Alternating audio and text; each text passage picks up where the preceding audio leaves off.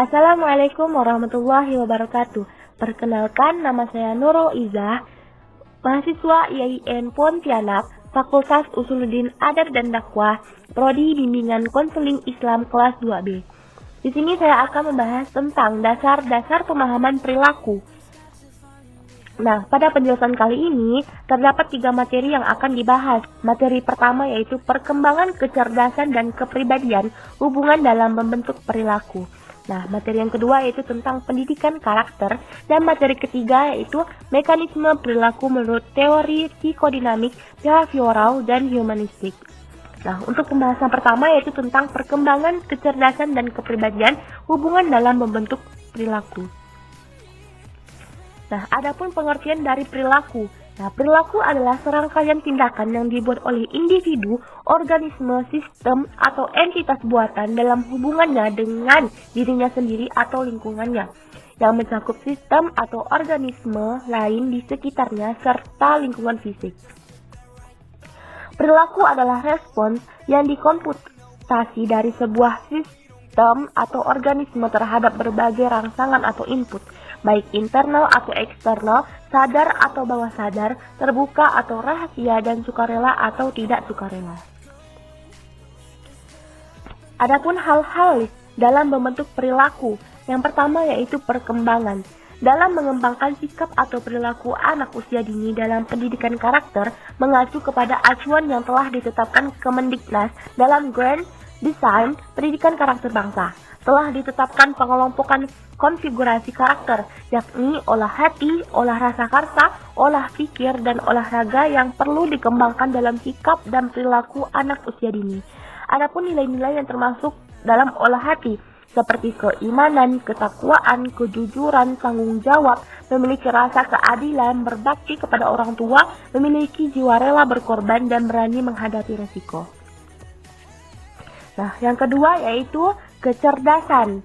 Nah, adapun contoh dari kecerdasan yaitu seperti membacakan buku. Nah, dengan membiasakan membacakan buku sebelum tidur akan menambah wawasan anak dan berguna juga dalam mempererat hubungan antara orang tua dan anak. Yang kedua yaitu melatih kesabaran. Nah, dalam melatih anak untuk belajar bersabar dilakukan dari hal terkecil terlebih dahulu. Nah, yang ketiga yaitu tumbuhkan tanggung jawab. Nah, orang tua berperan dalam memupuk rasa tanggung jawab sejak dini dengan pembiasaan, seperti misalnya membereskan mainan selepas bermain atau merawat mainannya. Nah, yang ketiga yaitu kepribadian. Nah, yang pertama mengajarkan anak dengan contoh yang konkret. Apa sih maksudnya gitu kan? Bentuk perilaku mempunyai sifat yang abstrak. Dalam mengajarkan kedisiplinan dan kemandirian pada anak, berikanlah contoh yang konkret.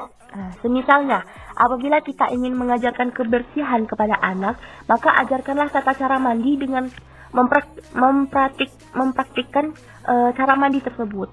Nah, yang kedua yaitu memperkenalkan Tuhan dan agama sejak dini. Nah, mengenalkan Tuhan dan agama sejak kecil terbukti sebagai salah satu cara ampuh untuk membentuk karakter anak. Dengan ajaran agama, anak akan menjadi tahu mana yang boleh dan tidak boleh dilakukan serta apa akibatnya kelak jika kita melanggar ajaran agama tersebut. Nah, masuk ke dalam materi yang kedua yaitu tentang pendidikan karakter. Nah, Berkowitz dan Baer mengumpulkan beberapa definisi nih tentang pendidikan karakter. Nah, yang pertama yaitu pendidikan karakter adalah gerakan nasional dalam menciptakan sekolah untuk mengembangkan peserta didik dalam memiliki etika, tanggung jawab, dan kepedulian dengan menerapkan dan mengajarkan karakter-karakter yang baik melalui penekanan pada nilai-nilai universal. Yang kedua yaitu pendidikan karakter adalah mengajar peserta didik tentang nilai-nilai dasar kemanusiaan termasuk kejujuran, kebaikan, kemurahan hati, keberanian, kebebasan, kesetaraan, dan penghargaan kepada orang lain. Nah, yang ketiga yaitu pendidikan karakter adalah usaha yang disengaja untuk mengembangkan karakter yang baik berdasarkan nilai-nilai inti yang baik untuk individu dan baik untuk masyarakat.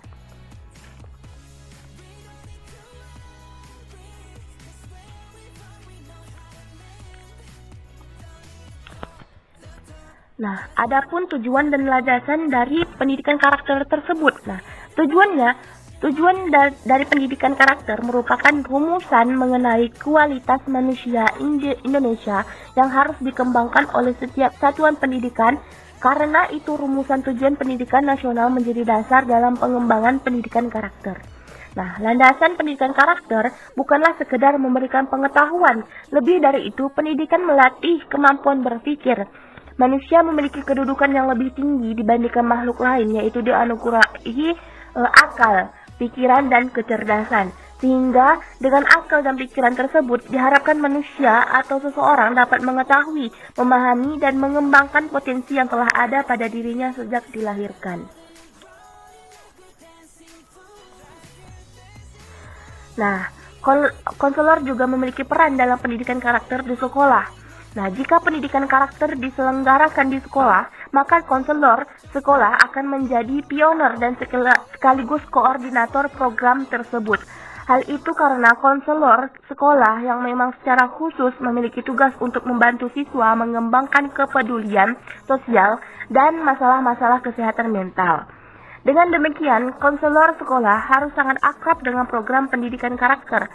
Konselor sekolah harus mampu melibatkan semua pemangku kepentingan seperti siswa, guru, bidang studi, orang tua, dan kepala sekolah di dalam mensukseskan pelaksanaan programnya.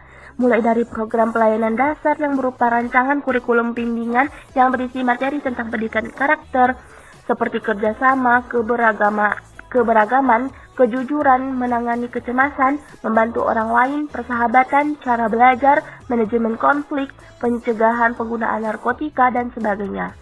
Program perencanaan individual berupa kemampuan untuk membuat pilihan, pembuatan keputusan, dan seterusnya.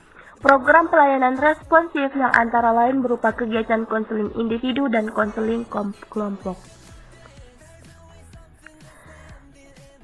Nah, masuk ke materi yang ketiga yaitu mekanisme perilaku, teori psikodinamik, behavioral, dan humanistik. Nah, yang pertama dari teori psikodinamik. Teori psikodinamik adalah teori yang berusaha menjelaskan hakikat dan perkembangan kepribadian. Unsur-unsur yang diutamakan dalam teori ini adalah motivasi, emosi, dan aspek-aspek internal lainnya. Teori ini mengasumsikan bahwa kepribadian berkembang ketika terjadi konflik-konflik dari aspek psikologis tersebut yang pada umumnya terjadi pada anak usia dini. Nah, teori yang kedua yaitu teori behavioral. Teori behavioral adalah teori yang mempelajari perilaku manusia. Perspektif behavioral berfokus pada peran dari belajar dalam menjelaskan tingkah laku manusia dan terjadi melalui rangsangan berdasarkan yang menimbulkan hubungan perilaku reaktif, hukum-hukum mekanistik. Nah, teori yang ketiga yaitu teori humanistik. Teori humanistik menjelaskan mekanisme perilaku individu dalam konteks apa, bagaimana, dan mengapa. Nah, contoh dari apa misalnya menunjukkan kepada tujuan apa yang hendak dicapai dengan perilaku itu kan. Yang kedua itu bagaimana menunjukkan kepada jenis dan bentuk cara mencapai tujuan. Dan yang ketiga yaitu mengapa, menunjukkan kepada motivasi yang menggerakkan terjadinya dan berlangsungnya perilaku.